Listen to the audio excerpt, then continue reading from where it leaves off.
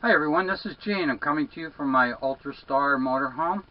And about 6 months ago, I sat on this very couch and I talked about how my radiator was leaking and how I needed a new fan clutch for my my 454 Chevy engine in my motorhome.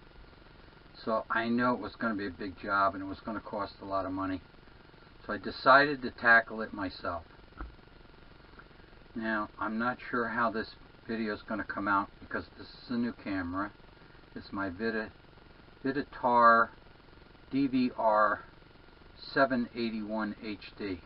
Just got it, so I'm trying it out. I'm not using my GoPro this time. Anyway, it was going to be a lot of money. Well, today I finally finished it up. I put a screw in the last bracket that needed to be screwed in, and it turned out to be not really that difficult a job. I had two young men that were going to AAI school down in Phoenix for automotive training, and I thought it'd be a great experience for them to work on a motorhome, and they could add that to their portfolio when they went looking for a job as an auto mechanic. Anyway, I delayed the job until Saturday morning when they were supposed to be there at 8 o'clock. And you notice I said supposed to be at 8 o'clock, and I told them I'll be ready at 7:30, and if you're not there by 8 o'clock, I'm leaving without you because I need to start the project and get it over with. Anyway, 7:30 came, 8 o'clock came, 10 minutes after 8, I said, that's it. I'm going to do it myself. So I came over, and it was only supposed to be 4 bolts to take off the grill work, and it turned out to be a bunch of bolts and a bunch of screws, and I'm going to get back to you right away on this, and we're going to go over that in the front of the motorhome. So just bear with me. Okay, here we are. I'm back. We're out in front of the Ultrastar motorhome, and the engine is down in this access compartment right here. And brackets hold it up. This is what the grill work that I had to take out first. It's supposed to be just 4 bolts, but there's a bunch of bolts and a bunch of screws, and it took me probably about 4 hours to just take that out of there.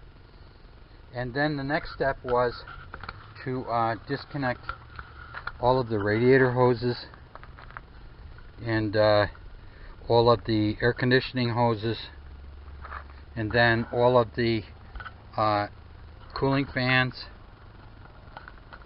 and then all of the wiring that was in the way, and the vent work over here for the inside vent, and disconnecting all of the oil fill and everything. And the second day I got all that stuff out of here, and I removed the condensing coil for the air conditioning, which is on the outside, and the radiator is behind that. Now, I took the radiator out on the 3rd day, and I took it down to the repair shop in Phoenix, and I'm not sure how this is all going to come out, but anyway, I took it down to the repair shop in Phoenix, and the guy wanted $75 to repair it or completely rebuild it for $125. When I took it down there and the guy looked at it, he said, wow. He said, how old is this? And I told him it was a 1989. He said, it's all copper. They don't even build them that good these days. He says, the only thing it needs to be is everything needs to be resoldered. Some of the fins have to be replaced. And has to be boiled out and tested. And it'll be ready on Friday. Dropped it off on Wednesday morning, and it would be ready on Friday. So on Friday I picked it up, I brought it over to the motorhome. Took me half a day to put the radiator in, and I came back the next day and I put all the rest of the stuff in. I think I spent the whole day. And this job probably would have been, I don't know, $1,500. New radiator was about $500, but it wasn't even the one that I needed, because this radiator has automatic transmission lines to it, has external transmission cooling lines that goes over to the external cooler, and it's just one hell of a radiator, and it probably would have been about $600 or $700 for a new radiator to match this one. Anyway, she's all done. She's been tested. I had her out on the road, and it's all ready to go. Now, another thing I had to do was, because this unit is so old, these windshield wiper fluid containers were all rotted out, and went to AutoZone, and I got a new container. Cost like $9. Comes with a bracket. I bolted that in, hooked it all up, and saved myself a lot of money. And I put one in over here for the coolant. Now, the other thing I had to do was, I wasn't afraid to disconnect the condensing and air conditioning lines, because some of them were leaking anyway, and I had to go down and I got some new hoses made up. I had to get a new air conditioning compressor.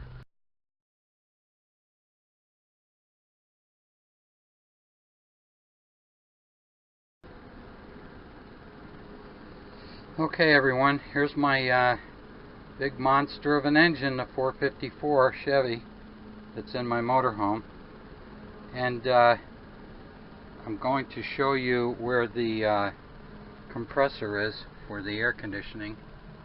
It's up in that corner there, and you have to take all those lines off,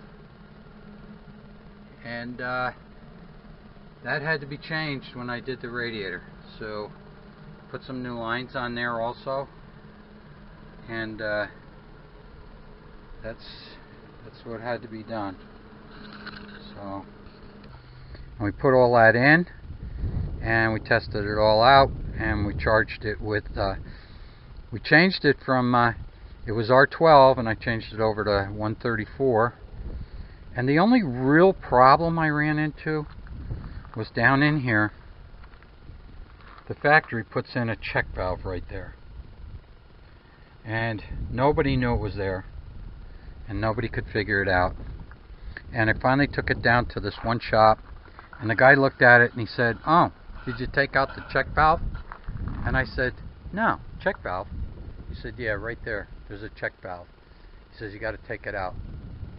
So I drained the whole system back down again, put in new refrigerant, took the check valve out, tested it all out. Everything's running good. So here we are. We're ready to start a new season in the Ultrastar. And that's it for now. Happy trails.